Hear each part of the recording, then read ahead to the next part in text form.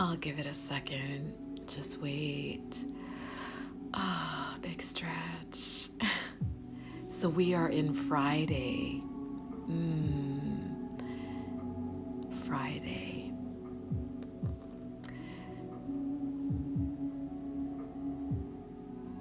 Grand Rising loves. So this is the altar spread for the collective today. So remember, this is about today. And what is the collective consciousness? The collective consciousness is everyone. It's me, it's you, it's everyone. And so the greatest percentage of energy is what is being spoken to in these spreads.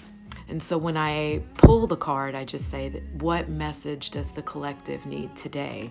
And so these are the messages. So if it resonates with you, it's for you. If it doesn't, it's not. So this is the sacred geometry that showed up for today. So the sacred geometry that showed up for today is dancing through eternity. And I love the double two. The double two is actually about relationship, the harmonizing of relationship. And so this is also the golden spiral. So you can see there's lots of spirals in the picture, and it's about union, but not only intimate union, but also friendships, family. And in the upright, it talks about the harmony of that through the golden spiral. The golden spiral talks about the perfection of all that is, that everything, no matter how intricate, is completely designed in perfection. And so this actually showed up in the reverse. And in the reverse, it talks about coming out of harmony, that you are taking this relationship for granted. So really scan your relationships, your friendships, your intimate relationships, your family. Is there anyone that you're taking for granted, that you really have lost the concept of the sacredness of any kind of relationship? And so feeling into that, is there someone that you're not actually respecting the way that it is a beautiful card, Lindsay. Thank you for saying that. Is there someone that you are not giving the respect that they deserve? And so really be aware of that. This is asking you to be aware of your role in a relationship, and how if you are not respecting someone the way that they deserve, or if you are using someone, then it will play out not only in your karma, but also in your reality. And so you have to come correct with that. It's telling you to right the wrongs in relationship, right? So if you are feeling like you're creating space in a relationship, or hi Elizabeth, or that you're actually using someone, then maybe it's time to actually release them, free them of the relationship, and just say, you know what, I feel like our time is done. This, will give us both liberation. And that is the nicest way to go. Say, I want us both to be free, right? There's no blaming. You're taking full responsibility for all of your feels by doing that. So dancing through eternity in the reverse is telling you to take responsibility. And I know that word is so triggering for people, because with the word responsibility, people tend to think guilt. Well, I'm not responsible for this. Yeah, you're actually responsible for every fucking thing that shows up in your reality. And that's just the skinny of that.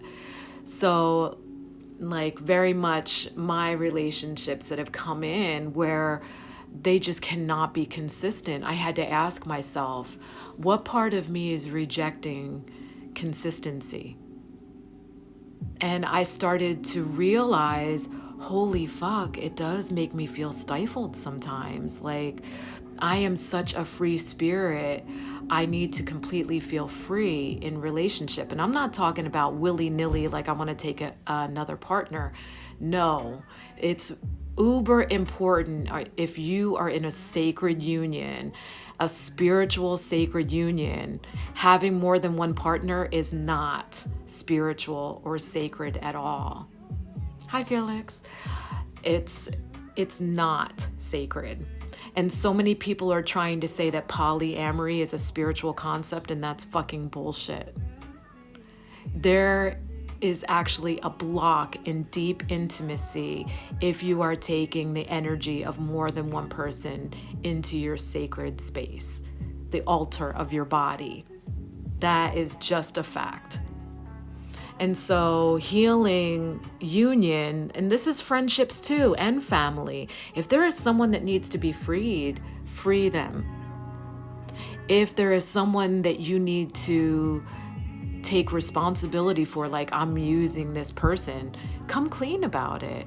That's what this card talks about. Have you really lost touch with the sacredness of relationship, this friendship, family, intimacy? And be aware of that and be honest about it. And I love the golden spiral, and I always swore that anytime this comes up, I will share the story of this shell, because this is so phenomenal. So my beautiful friend Doug gifted me this shell, and this is millions of years old, this shell. Millions, multi-million years old. And it comes from the heart of Yarmany. So I really invite you to look that up. The Yarmany is a mountain range, and the heart of Yarmany is the deep center. But Yarmany was a native chief. And so this particular mountain range is very remote and completely wild and overgrown. But Doug amazingly bushwhacked his own path into the heart of Yarmany. Braved mountain lions, because mountain lions roam free in this space. He did come across fresh kills, so they very much were active at the time that he went. He slept out under the elements with his firearm on his chest, but he bushwhacked his own path into the heart of Yarmany. And when he saw these shells, he actually said, I'm going to bring this back to Sherry. So I ain't shit. But the fact that someone braved that amazing path and had the audacity to think of me, I said, I will share this story every opportunity that I have, because this does represent that golden spiral, the perfection in all that is. And that really raises the bar too, because here is this man that I am friends with, and he did that for me. And I should expect no less from a man that I'm actually intimate with. And so that really does raise the bar. But I'll tell you what, ain't nobody bushwhacking their way in and braving mountain lions to bring me back shit. So Doug, yes. Thank you. That's amazing. And so the Sweat Lodge showed up also in reverse. And so the Sweat Lodge talks about the needing to be rebirthed. And so for those of you who have never attended a sweat, what a sweat is you go into this beautiful lodge. It's pitch black. It's short, so you crawl in. It's like crawling back into the womb of the mother, and it really does represent that. And it's hotter than a sauna and pitch black, and you really are brought to the brink of death, to destruction. And when you crawl out of the lodge, it very much represents rebirthing. And I've attended multiple sweats and by special invitation, and I'm so honored to have been part of those ceremonies, and it is very powerful. And so the sweat in reverse is asking you to go into the void, that primordial energy, and rebirth yourself. And what is it that you would take into this new life? And you can have many rebirthings in one human experience. I have died many deaths in this human experience, and this is going to be my longest inception. So I imagine I will die many more times. There's a quote that says, and I misquoted it, saying it was Pablo Neruda, and it was not Pablo Neruda. Let me see if I can even pull it up. But the quote is that we have to face annihilation again and again to discover those parts of us that are indestructible. And I love that quote because that is what I tend to do. Bringing myself to the brink of destruction, facing annihilation. And I do tend to do that. I'm finding it. Wait a second. I have 33 notes on this iPod.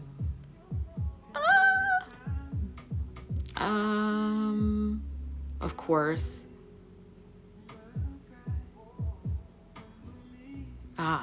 Here it is. It's Penna Chodron, if you want to look that up. You must face annihilation over and over again to find what is indestructible in yourself. And what is indestructible in yourself is the real you. And my last sweat was probably the most powerful. I actually entered a space of full surrender and felt zero pain. So even the pain that I have felt before, where I had this full purging, where it felt my body just literally melting skin off the bone, this time I entered a complete space where I was fully in my body with no pain. So that's like the most powerful space to be in. A lot of people attempt to leave their bodies in metaphysical experiences, but really the truest power is being able to anchor yourself in your humanness and have that experience. There's nothing more powerful than that. And so I've been there. And hi, Jessica. And so that's a powerful place to be. And I always say, work on that root chakra, keep yourself in your body. If you can anchor yourself in your human and reach those super high heights, you have fucking arrived. And so that was very powerful for me, rebirthing in that experience. And there were only 7 of us in that sweat. So, and I and the chief were the only ones sitting. And so that also was very special for me to be in that ceremony. Anchoring goddess energy for Gaia. And so diaptase showed up. And I love this stone, by the way, to work with. It's very heart opening. And it reminded me of my Salome on that card. So this is very special for me. Even for me today, even though that wasn't my pull for the day, I still feel resonance in this pull for myself. So this is the only piece of diaptase that I have. It's costly, but I loved this piece, had to have it. It's shaped like a heart, and I'm all about the love. So it's beautiful, like the deep green of diaptase is just so beautiful. I can't even get the light behind it so you can really see, but there we go, a little bit. So this is about forgiveness. And so if you've been listening to me, these cards talk about the energy that you're moving through today, and the stone is always the tool that you can use to move through that energy, right? So be honest with yourself. How are you in relationship? Are you being the bad partner? And this is in every relationship. Are you being the bad friend? And remember, there's nothing good or bad, so don't be harsh with yourself, but you can say, you know what, I am kind of being a user in this relationship, or I really haven't been respectful in this relationship. And so come clean about that. Thank you, Elizabeth. I love sharing my crystals. And so the Sweat Lodge saying rebirth yourself. So be honest with yourself and then say, how do you want to be? Be honest, because the sweat lodge in reverse is saying you can actually go to that primordial place before you are birthed and rebirth yourself into the existence. So I would love to be a better friend. I would love to be a better partner. I would love to be more respectful. I would love, and so how do we do that? We stop looking for validation outside of ourselves, right? So that's how people become deceitful and users. They're constantly looking for validation of themselves outside of themselves. So you hold people captive. These are all my fans. So if you really look at the ugliest side of it, you can actually integrate that and heal it way faster. Ooh, I am manipulative and using the people because I have low self-worth. Ew, I want to have greater worth. So I'm going to take myself back to that primordial state and say, I reclaim my birthright as a very worthy goddess or god. Hi, Val. And so diaptase will help you forgive. The hardest person for us to forgive is ourselves, right? So I know when everyone thinks forgiveness, ooh, who do I need to forgive? And you're always trying to make it outside of yourself. Nobody wants to take responsibility for their own shit. But really the hardest person to forgive is ourself. And that's just the skinny of it. That's the truth of it. And we tend to abuse those closest to us, our closest friends and our intimate partners. Why? Because one, it's safe, right? So if it's safe, we're like, okay, I can like be my worst self and they won't go. Instead of holding ourselves accountable and saying, calling out our own shit, that was really rude of me to do that. I'm sorry. And I'm going to resolve to be better at not doing that. And thank you, Rachel. You admit that you manipulate and use people and you're working on coming clean with myself and others. And I too, when I became uber aware of it, it was actually my son that I was doing that to. And I felt so awful. He's the only male in the household, but he's an adult now. And I started noticing, because the males that I was drawing in as partners are inconsistent, they're not reliable. And here I am with my son, even about the stupidest shit, like, can you come look at this? And he would say, I'm busy. And so in my mind, I was like, in order for me to feel uber worthy, you have to stop what you're doing right now and come look at this, even though it wasn't fucking important at all. And so when I really recognized, like, it sounds like a little thing, but it really is huge. Like, I'm discrediting his value and telling him, like, I want you to say that I'm more valuable than you. That's fucked up. And it shouldn't be that way in any relationship. So I actually had to sit my son down and say, I recognized I was doing this to you and I'm so sorry. Because you are so valuable to me and I love you. I don't see myself as above my children or beneath them. They are the same as me. They chose me to be their mother because I am that. They said, I want her. I want that badass woman to be my mom because she's not gonna fuck me up. Because she's actually gonna recognize my full value. And she's not going to try to program me or create amnesia in me, like 99% of humans walking the earth. And so my kids are very fully aware of who they are. My daughter falls out of it a lot, and I believe that's her path. My son, I don't ever see him waver. And so I'm so awe-inspired by him.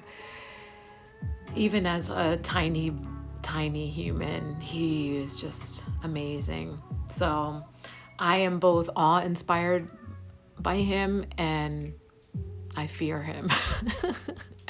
But not really. But yeah, I'm like, please use this power for good, not evil.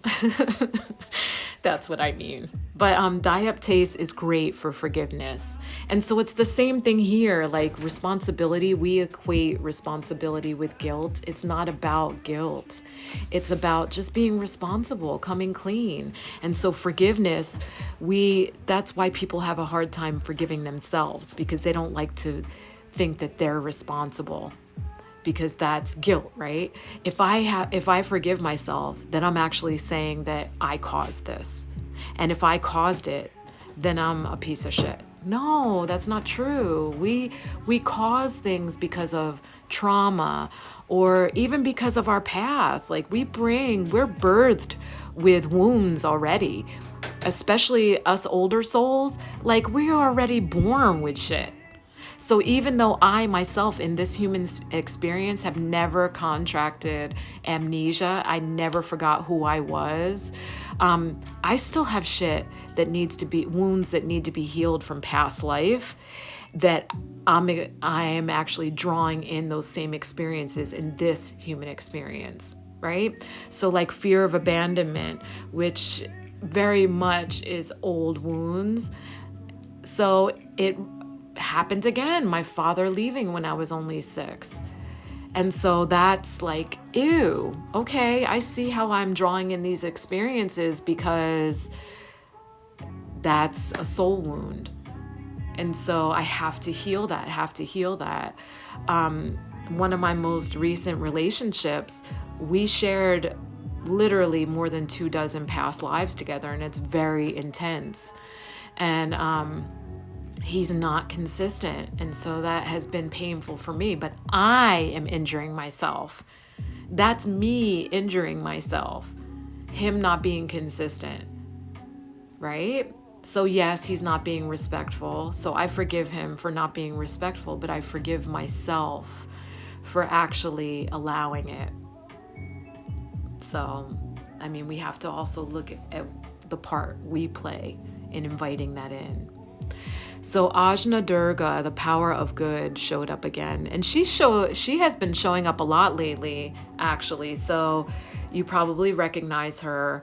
She talks about really realizing the power of you, right? And so when we realize the true power of ourself, we don't hold other people accountable for our shit. We hold them accountable for their own shit. Does that make sense? Because we recognize the role that we play, and then we also recognize the part that they play. When we don't recognize our own, we want to blame everything outside of ourselves.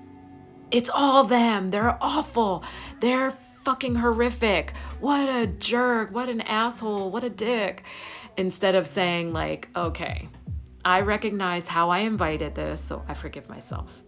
But I also recognize like, yeah, what you did was not okay. And so when we express like that was not okay, that's actually a healthy, conscious expression of rage. And that's holding others accountable for the mistreatment of you. But then we can also say, I am now going to create a boundary around this where you cannot do this again. And that's through self-forgiveness. Forgiveness is freedom. Remember that. This is about liberation. It's not about guilt. We have to hold no shame, but forgiveness is freedom. And everyone that we forgive doesn't get to stay. That doesn't mean that. It doesn't admonish anything that they've done to you. If you forgive them, it frees you both. But it doesn't say like, okay, I condone it, you can stay. That's not what forgiveness ever says. That's why people also have a hard time forgiving others. Because you think, oh, if I forgive them, then that means that they can come back and do it again. Fuck no, it doesn't mean that. But you have to create the boundary around that. And so that's what Ajna Durga talks about. That this is the power of justice and good. That you actually recognize the inherent goodness of all, that everything is for your betterment. It's not happening to you, it's happening for you. And so when you start to recognize your role, and then you say, I'm going to take it back. to that primordial state and I'm going to fix this, then you can forgive because you completely are aware of your own role in it and everyone else's. And that's what rights the wrongs. That's the inherent good. And you will find that you are not alone and that everything starts to align and become harmonized. And the ajna is that brow chakra. That's the chakra of the intellect that creates the illusion. If you are in a state of amnesia and portraying someone else's version of you, it is that space where you're holding blocks, someone else's judgment. So be aware of that. What's the dialogue that's happening in your head? And I know that for sure about my past partner that I just mentioned. Like, he is so in his head. But I see the potential because I've been with him many lives. I can see that super high potential of him, but that's not his present reality. And so I have to say, I hold no shame, I hold no guilt, and I love you, and I will probably always love you, but I cannot allow this mistreatment to continue. And I will also not invite it anymore. So you have to be really honest with yourself and outside of yourself. And that's what all of this talks about. So that is the spread for today. And since I'm on live and I do have a few minutes, does anyone have any questions?